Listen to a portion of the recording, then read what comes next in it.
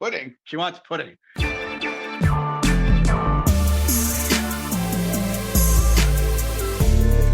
This is The Other 51. I'm Brian, and this week my guest is Jason Zenor, an associate professor at SUNY Oswego. My guest this week is an associate professor at SUNY Oswego. He is the author of the brand new book, Emerging Media, Legal Principles and Virtual Issues, and he's also the guy who has the office 2 doors down from me. Jay Zenor, welcome to The Other 51. Thank you. Thank you for having me. I miss seeing you around the office. How's the semester treating you? Not bad. Stuck at home with all my kids and my animals, so they're sort of driving me crazy, but other than that, it's okay, I guess. What's it like teaching, moving and teaching a course like law online? It's not a written course, it's more of a lecture course. So how have you found that kind of translates to the virtual environment? Yeah, as you said, I've been teaching it online for a decade now, and there are two different courses when they're online versus when they're face-to-face. I think what you miss is it's not the lecturing so much as the explanation, the sort of going through the concepts together, the analysis, the Socratic method, that you need to do it over and over again and sort of get deeper and deeper into it. And you get that in a class, right? You can see them live while it's happening. That you get a better sense of if they understand the legal tests, the legal theory, sort of how to do legal reasoning. When it's online, it becomes more of sort of your classic college course where it's read this, learn definitions, maybe in a paper you apply it or exam. Though even then, it's sort of more just that memorization or be able to recall definitions. At the level of legal reasoning definitely drops. It's hard enough with broadcasting and journalism students anyways. Online it's even tougher. I think it's much better in person. Yeah. And I know we had texted earlier today about the podcast, but I know you wanted to have a little bit of a soapbox to talk about Gordon Hayward leaving the Celtics and the state of the Celtics. So, sir, the floor is yours. Yeah, it's sort of been my only sort of recourse. So again, away from all this was watching the NBA bubble during the summer. About Gordon Hayward, God bless him. I guess I would he found somebody. Of course, it's Michael Jordan, the owner. I don't know who said this, but somebody said he's the GOAT of players, but sort of the anti-GOAT, the worst owner of all time. Down there. So he sort of swoops in and he offers $30 million a year for 4 years to a 30-year-old NBA player who's been injured for the last 2 years. I don't blame him. And it's sort of, I say around here, I'm no longer, I grew up in New England, so I still say around here. It's a virtual New England. But, everybody's upset for Danny Ainge. He's GM, always trying to wait for the next big deal. And, they wanted to trade with Indiana, and that was all in the rumor mill. But they got the largest trade exception of all time, $28 million to go out and pick they can't pick their favorite gifts. They have to try to find trades. But, of course, what will probably happen is 10 months will go by, they won't make a trade, and there'll just be more misery for us fans. So, yeah. Yes, Boston Celtics fans known for their misery and long-suffering nature. We have, yeah. There's only been one championship in the last 35 years, and then there was a lot of death and loss of players. So yes, I feel like. See, I grew up in New England in the 80s and 90s. After I was a little too young to remember the heyday of the 80s Celtics. So then they were bad for 20 years, and then the Patriots were bad through the 80s and before that. But my growing up 80s and 90s, and then the Red Sox were always lovable losers. So I still deep inside of me have that feeling. I know most people think of New England and Boston as the city of champions for the last 20 years. But it's sort of like the imposter syndrome for me. I feel like it's all going to turn bad pretty quickly. Gotcha. Yeah, that makes sense. The Red Sox being around the Red Sox really probably does inculcate that idea in you. I stopped watching baseball about 10, 15 years ago. I can't dedicate 3 hours anymore to a baseball game. So I stopped following the Red Sox, but I stopped following them basically after they won because they basically became the New York Yankees and just buy championships. And the defense for Red Sox fans through the 80s and 90s was always, well, we're not the Yankees. We don't buy championships. But they do now. So the book is out. The book, Emerging Media, Legal Principles, Virtual Issues. Congratulations. It's got to be very cool to see that out and see that done. Yeah, the coolest part was I started that. I signed the book deal in 2018, January 2018. So it would have been 2.5 years.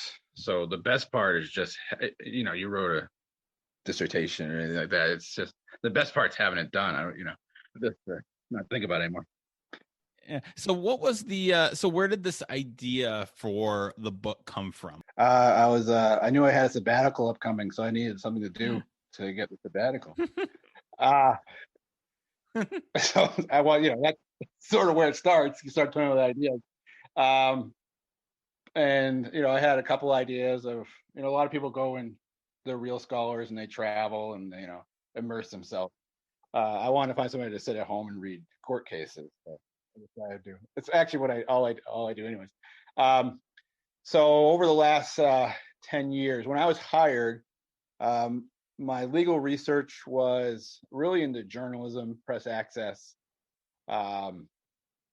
access to the government and military and whistleblowers. And then being hired in the broadcasting department, it was still about, TV and radio, FCC, telecommunications. And then along the line, I just started changing my focus. So I wrote a paper long ago about virtual reality and obscenity. And then I wrote one about avatars and right publicity. And then the next one was about robots and the freedom of speech. So basically all started adding up. And I publish, when I do legal research, it's mostly in law reviews. And nobody reads academic stuff anyways, but law reviews, even, the readership's even lower. So I figured I could take that research that I've done and basically make it more accessible to students. There wasn't anything out there like it. Everything, when it comes to media law books, as media, U.S. law is about precedents, about the past, right? And oftentimes these law books are lots of cases. You always say, well, this is the law, except for all, here's all the exceptions. Here's a list of all the things why, when that doesn't work. And that can just become very difficult on a student, especially non-law students that are in broadcasting journalism. So I put it all together and came up with this idea for a textbook. And Cognella puts out sort of less expensive textbooks, which I also know is something that I try to do. It's hard to do in law, but we all try to do it. So I was very happy to find that as well. It's a really great idea. I mean, I think because we both teach not the same course, but the same course. We teach it differently, obviously. But that idea of taking media law and looking forward with it, like that's the fun stuff in this area, is like not so much just talking about what Times v. Sullivan was, or the Times v. US case, and these important lessons that happen, but taking all the stuff that's happening and looking forward to it. And especially given the state of media in 2000 and 2020, like the issues are endless. And I was just talking to a student the other day who was saying, like, in so many ways the law has to try to catch up with these platforms, and that's a real challenge, I think, for courts. And it's got to be for people like you who teach and think and write about this as well, I imagine. Well, actually, it's easy. I just make it all up, and then nobody can go back and read it in 20 years, so it doesn't really matter if I'm wrong. No, you're right. The law is notoriously slow, and it has a hard time catching up. Recently, there's been some cases, Carpenter versus the United States, that's about the Fourth Amendment, and if it's a third-party doctrine, whether or not police have access to information stored. That was one of the first cases where they looked at cell phones, whether or not that was a violation of your privacy, because police were just taking that information. Now they don't need a warrant. It's, get into too much detail, but they don't need all the warrants all the time. But it's not as easy as just sending an email out to AT&T to get all the pings from your phone. The Supreme Court doesn't allow cameras in the courtroom. Still, we still get those drawings that and then they did the phone. They're on. You can now listen to them. They're doing the cases over the phone, and you can listen to it live. And that's like something that's sounds like 1980s technology. Is sort of big deal with the Supreme Court. So yeah, they're always behind on this stuff. But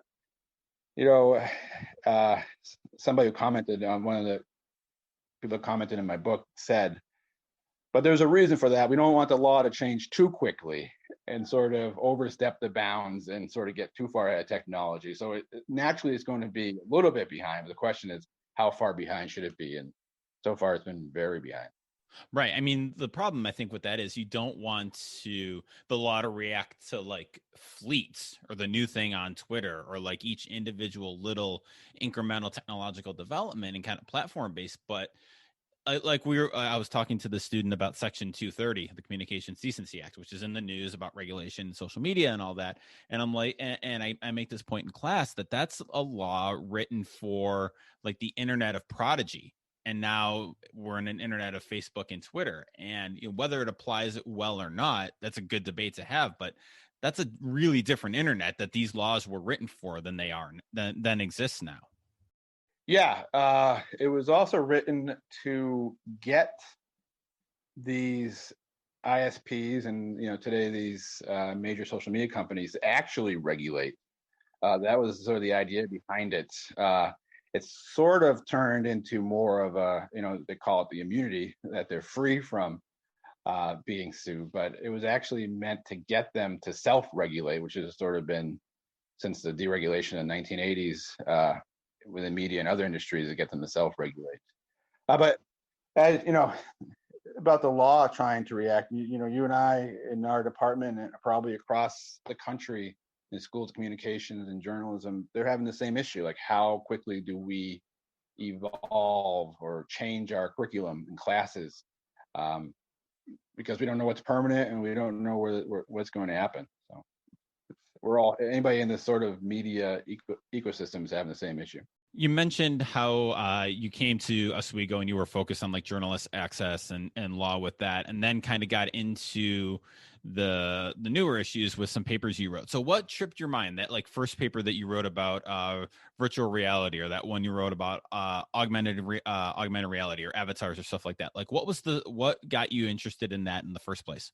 The first one was about obscenity in virtual reality. It was AEJMC, their communication law and policy. They had a special call, which is always the shortcut for us scholars to get published and find a good call for papers. Looking 20 years in the future was the call. And I had been reading about a case out of Iowa, I believe it was called Hanley versus United States, where a person was arrested because he received in the mail Japanese manga which depicted bestiality. And he was arrested for obscenity because he had these cartoons, and it violated the Protect Act, which came after the CPPA, which basically made virtual pornography illegal.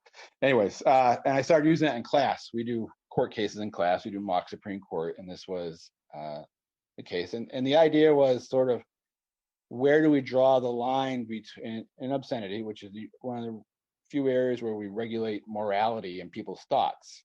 So that was always interesting to me. Like, where do we draw that line? This guy's sort of, for most of us, it's weird, maybe sick, but should he belong in prison? This is a debate we often I've been having in class the last decade is, if I drive up to a bank and I think about robbing it, am I a criminal? It's sort of, Minority Report. So this is where it all started. So I was looking at it from a comic book angle in that case.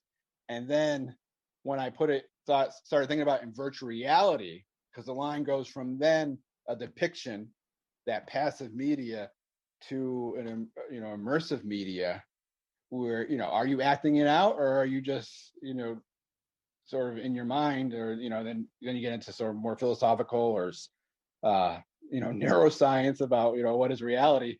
That's the fun part. That's the interesting stuff that we always debate in class. So I started going down that road rather than talking about FCC and decency rules, which are kind of boring. So that's where it all started. So, and you mentioned that these were all kind of existing papers, and you started to kind of make the when you were turning it into the book, kind of making it more accessible to the non-legal readers, like the normal students, air quotes. Yeah. What was that process? What's that process like? Like, does that make me abnormal students, the ones who like law? Is that what? I that makes us abnormal. Well, we knew that already. So what's that process like of kind of taking the legal writing and updating it and translating it into kind of more accessible language? What's the process like? Yeah. It's sort of I don't know this is the right, schizophrenic. Like I would go back and forth like two personalities because I do it in class. I most of my sort of life. I mean, that's what we do as teachers, right? We take complex topics and try to simplify them. But I also spend a lot of time sort of in the legal academic circles writing for lawyers. I mean, law reviews are written by lawyers for lawyers. And I would start out trying to use that sort of teacher voice. And then as again, that writing mode, I don't know if it's sort of some subconscious or whatever, I just will go back into that lawyer mode.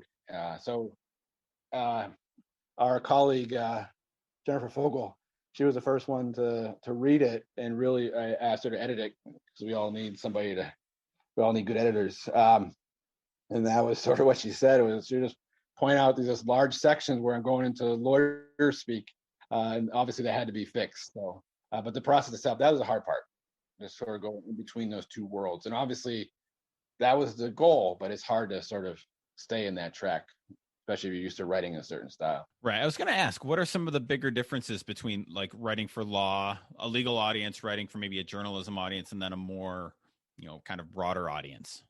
Jargon obviously is the biggest one.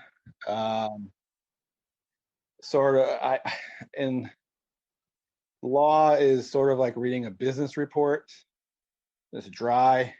Sometimes just short sentence after sentence. We do a lot of citations in a law review article. If it's a 50-page article, about 25 pages of it, half of it is citations for every single sentence. So getting out of that, but making it not so dry was probably especially when I got into the actual law part. The beginning part where you do a nice introduction, or at the end where I'm talking about the issues, that was fine. But especially trying to present law in a way that's not dry and boring, it's tough. It's got to be, I imagine it's a little bit easier given the material. I mean, given the fact that it's kind of media issues and stuff like that, I would assume maybe it lends itself to a little bit more entertaining writing, if that's the word, as opposed to, I don't know, contract law or zoning ordinances. I don't know. I'm yeah, but I have the skill to make anything boring. So I don't. I consider myself a fun enough guy to talk to, but writing, man, I've never been a creative writer. Really? No, I can't.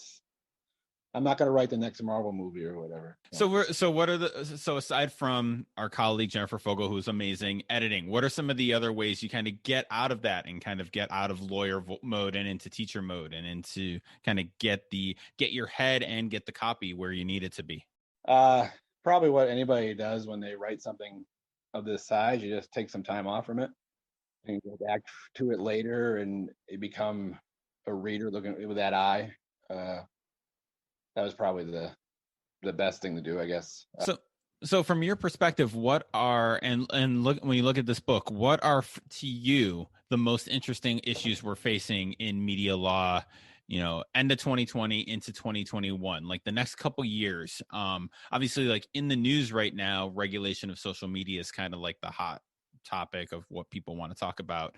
But from your perspective, is that it, or what's kind of most interesting to you going where we are and where we're headed? Yeah, I mean, there might be two different things. When I wrote this, obviously pre-COVID and pre 230 was when I started 230 as a sort of a, I want to say pop culture, but as part of the lexicon wasn't quite happening. So I was sort of deep into like AI and virtual reality and gaming, and that was sort of what interested me.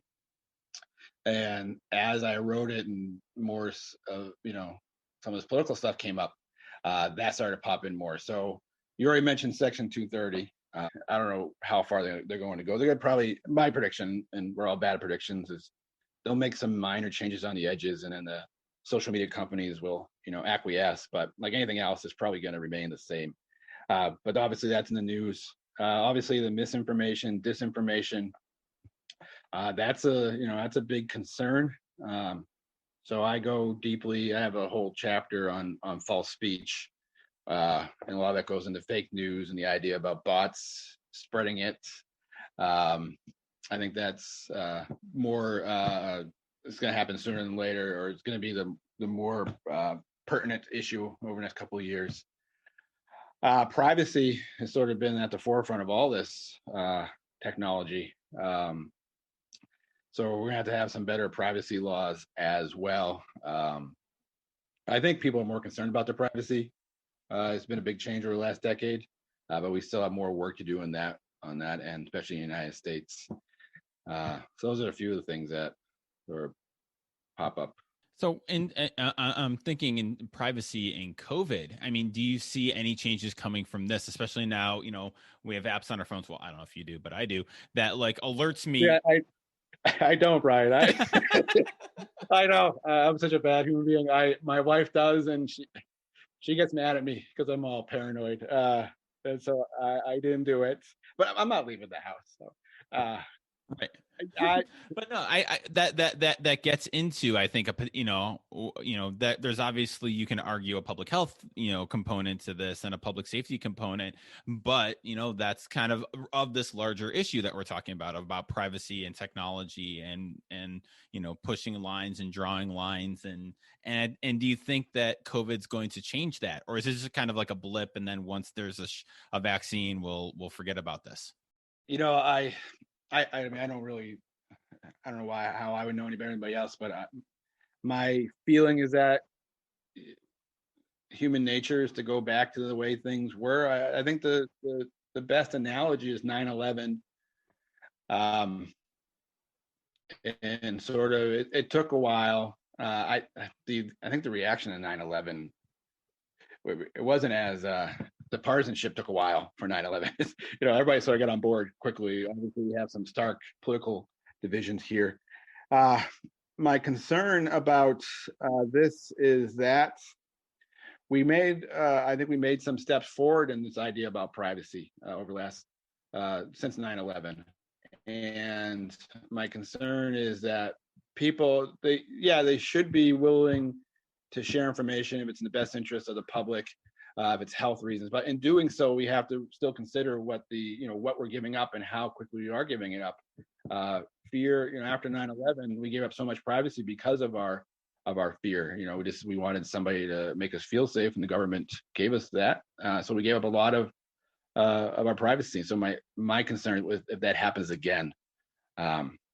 But then again, half of the country seems doesn't even, might be fighting it. So I don't know if that's good or bad. And you mentioned too the fake news, the bots, the kind of altered video would kind of fall in there too. You see this every now and then. At least I do on Twitter, where somebody's able to do a fake video or makes it look like somebody is saying something, and not just like a bad Photoshop job. Like they're actually able to do a really good job. Yeah, I'm really interested in this, from a journalist and a law perspective, because from a legal perspective, like, what are the remedies possible? What can we do about that? Obviously, there's a certain amount of, journalist debunking and buyer beware, don't believe everything you see, blah, blah, blah, blah, blah. But like from a legal perspective, what can be done about that? What are the potential issues here? I think, as for most of us, it's a concern about, democracy and information and sort of the effect on the systems, if you will. And when it comes to that, I don't think there's much you can do. In the last several years, there was a case, Alvarez, which if you read it, to me, it says basically you have the right to lie, so long as you're not causing a harm, right? It has to have a provable harm. That was the case about the guy who claimed he won the Medal of Freedom. And there was a federal law that said that you can't do that. You could actually serve jail time. And in the case, the Supreme Court said the best response to that false information is the truth, right? That's sort of always their go-to, the free marketplace, and the government can put out a list of who won the actual Medal of Freedom, and it's up to the public to figure out who it was. So I think sort of the idea of the government stepping in, there are something called false campaign speech laws, which made it illegal to lie during political campaigns, and those have all been overturned as well. And the concern is real, right? Who gets to decide what is true? We don't want the government to do it, but we don't want Facebook and Twitter to do it either, because they wield too much power. So I think the only legal remedies would be sort of copyright, right to publicity, maybe libel, but then you're asking the individual who's in the deep fake to be the one who sort of wields the sword here to sort of save us all from misinformation. Right. And that's a big ask of people. So one other process related question I wanted to ask you made mention of the fact that you have several kids, 4 of them. We met one of them early. How'd you write a book with 4 kids? Well, it was, prior to all this, I was on sabbatical. So I had my daughter was the only one not in school. She went to daycare, so 3 days a week. So I had to make sure in those days that I scheduled a block where I sat down and actually got it done. And I did it. Makes it sound easy. You sat down and wrote a book. That makes me sound like such a slacker for not having done this yet. Great. It was a textbook. I mean, it's not. I just took the stuff I already wrote and just, changed a few adverbs. Sure. I'm sure that's it. So I ask everybody I have on the podcast. So I'll ask you, what's the best thing that you've read lately? Let's see here. What have I been reading? I'm currently in a book. I'm going to butcher titles. I don't remember titles. I'm reading How to Be an Anti-Racist, and I can't remember the author. That was pretty good. What did I read right before that? I just read something. I don't read for fun. All I read are like academic books or nonfiction. For fun, I will sit in front of the TV, so I don't read like novels or anything like that. I just read something. What did I read? Give me a second. It'll probably pop up. Prior to that, I read a book. Have you read Factfulness? No, I have not. By Rosling. I use that in my media and politics course. Basically, it's actually, I don't know. He presents it as if he thought of himself, but it actually goes back to a book called Influence, which was by a psychologist named Cialdini, which are basically like the 7 main things that trip us up. That was for advertising, PR, and manipulative industries. But the current book, they applied it to more about what we understand about the world. So, things about how we don't know anything about, we don't understand statistics. We make generalizations. We sort of we expect lines to go straight. Things are getting better. They're gonna keep getting better. They're gonna get worse. Keep getting worse. And so we used that in my media politics course and applied it to the news. And we did it for COVID, and it was good to see the students, these broadcasting journalism students, actually understanding stats and try to find how things are sort of, they're not. The students more try to say it's manipulation. I try to tell them it's just human nature, that journalists make the same mistakes as everybody else, and all this blaming of news media of doing it. It's more about just human nature, how we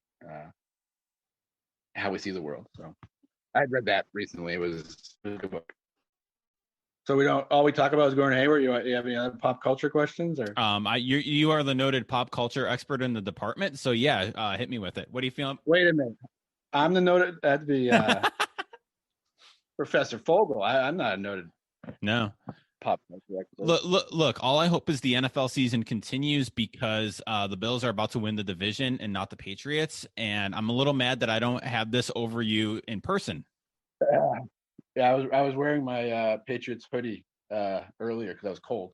I don't believe in wearing branded items. And I've had plenty of debates. I'm sure you about how old you have to be when you stop wearing like jerseys and that sort of thing. Um, Actually, I'll ask you a question. Uh, would it be worse if I wore or better, I don't know, a Tom Brady jersey, and we're the same age, or a Larry Bird jersey? Like, there's one like he was my hero growing up as a kid, so I might wear Larry Bird. Could I still wear that now? And would that be all right? And could I wear Tom Brady, or is that just weird? So you could definitely, I think you could get away with the Larry Bird because of it was my childhood idol. Like for the longest time, I had a Thurman Thomas throwback jersey, so I would wear that because he was my favorite player growing up. So same kind of idea. Although it's a little weirder now to realize he's only like 10 years older than me or 12 years older than me, and that's not as huge a gap as it was when I was a kid. So the Brady thing, I mean, the Brady thing's, that's weird. It's weird. It's well, and it's weird just because he's been around so long. But I don't know. I assume it's a Pats jersey. You wouldn't spend money on a Buccaneers Brady jersey. No, he's dead to me. No, I wouldn't do that. All right, what about your own name? My own name, like you got like a Joe jersey. It says like Moritz #1 fan. No, but I would get away with that because if I ever got a Gronkowski jersey, that's my grandma's maiden name. He's like my second or third cousin, a few times removed. So like a Gronkowski jersey, I could pull off. Just because that's as close. But yeah, no, your own name on the jersey, that's weird. Yeah, I like having these conversations with students. We have a lot of sports broadcasting students. So they love to talk sports about especially when they show up and they're wearing like a Las Vegas Raiders jersey. And you're like, why are you wearing a Raiders jersey? Well, my dentist went to school with, Jerry Rice, who played for the Raiders, and do that. Yeah, it's a long story. They're like, okay, yeah, that makes sense. And then the one that gets me is college. I don't know. I have a rule that I'm a jerk. You shouldn't. If you didn't go to college, I don't understand how you can cheer for them. But I don't like follow college sports because in New England college sports, we didn't grow up with any college sports. I mean, you had 3 months of Doug Flutie, and that's it. Yeah. Marcus Camby, UMass, 1995 or 6. That was our big one. Marcus Camby, who passed out at St. Bonaventure before a game when they were #1 ranked, and we taunted him because I was a freshman that year, and we taunted him for not knowing he had passed out. We started chanting about Marcus Camby, and he had been taken to the hospital. So we kind of felt like jerks for a few minutes, but not that long. Because that's not a good look. No, it was not. It was not our best look. Not the Bonnie's best look. So, well, luckily that was, I don't know, 20 years ago. I guess the press on that wasn't very extensive. Today that would be, that right. Yeah. The where's Marcus chant would probably have gone viral for all the wrong reasons. So, so yeah, what I did there, I totally avoided any Patriots talk. Yeah, very good. Nice job. All right, Jay. Thanks a lot. I appreciate it. All right, thank you.